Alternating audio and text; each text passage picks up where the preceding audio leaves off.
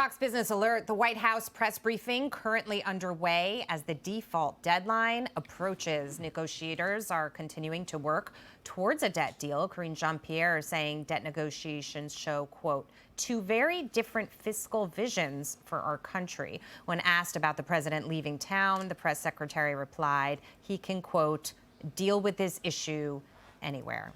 I sure hope you can. I don't know. How about deal with it in D.C. where you work? Maybe you could do your job. All right. The IRS appears to be working overtime to probe journalist Matt Taibbi. The House Judiciary Committee saying they have secured documents proving the IRS launched an investigation into the Twitter Files journalist on a Saturday, which, also happened to be Christmas Eve. Your friendly IRS checking to see if you got a hunting license, a fishing license, if you're registered to vote, if you have a concealed carry permit. That is frightening. Joining us now is Oklahoma Senator Markwayne Mullin. Senator, thanks for being with us. Okay, let me start here.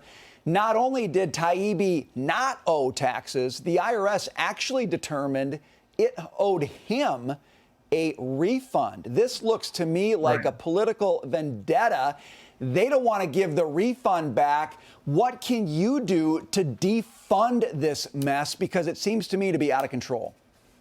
Well, all these agencies are being politically controlled by the Biden administration. They're strong arming the American people by literally arming agencies like the IRS, like the DOJ, like the FBI to come after individuals that philosophically disagree with them. For us, we have to hold them accountable. And that's exactly what the House is doing. That's what Jim Jordan, the chairman of Judiciary, is doing. That's what Speaker Kevin McCarthy is doing. Unfortunately, Chuck Schumer in the Senate, he's not wanting to even look at this because, listen, they're doing their work for them. Literally, they're going after the individuals that don't support them. And so as the American people have to demand that the Democrats in the Senate hold the IRS accountable. And for the House, they're doing their job, and the Senate Republicans, we're standing with them, fighting every day to make sure that that these agencies are held accountable. Senator, I hear you, and it's not just the IRS, right? The tales continue with the FBI, with the DOJ, with the CIA as well. When you add the IRS into the mix, it really starts to feel like, and we've seen this happen in other countries where government takes such control of these agencies and they're so politically biased. It's almost like we're living in a police state. But you bring up a really good point, which is getting Senate Democrats on board to try to effect some change. That seems like a very difficult thing to do. Well, you have the Democrats that are not leaning towards, they're running towards socialism. And that is exactly what socialism is. It's a police state. Communism is a police state, and socialism is a run towards communist-controlled countries. And I'll use this example. Bernie Sanders, who is an independent, who doesn't have seniority in the Democrat Party, but yet the Democrat Party chose to put him over health. Health is the chair that's over your health, education, labor, and pension. So Bernie Sanders, an open socialist that sympathizes with communist ties, he's over your health, he's over educating our kids, and he's over your retirement.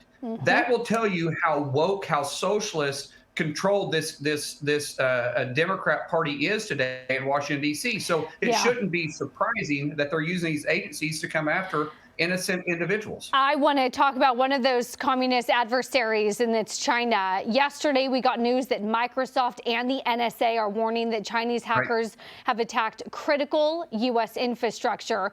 They're installing surveillance malware into military systems.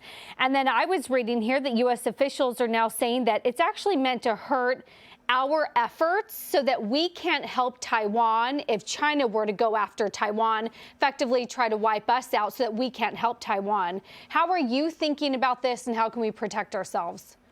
Well, it's called Volt Typhoon. That's what the state-run cyber attack agency group is called. That's ran out of China. And what they have attacked is not just infrastructure within DoD, but critical infrastructure too, to be able to ship goods from A to B and communicate.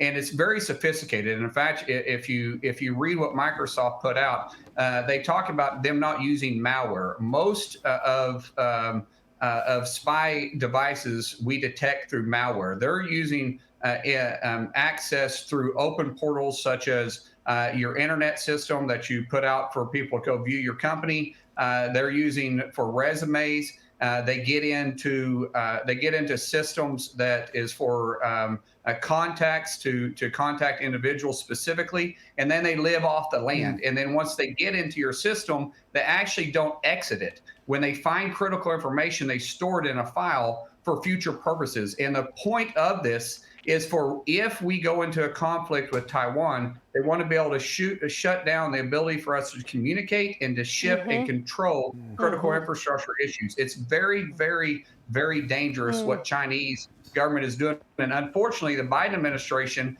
they're not holding them accountable. And instead, the Biden administration isn't taking a strength through or peace through strength approach. They're trying to appease the communist countries, CCP, and say, okay, listen, quit doing this. We're going to slap you on their hand, much like they did the balloon that floated right over the lower 48. Yeah, Senator Mullin, really appreciate it. Thank you for joining us.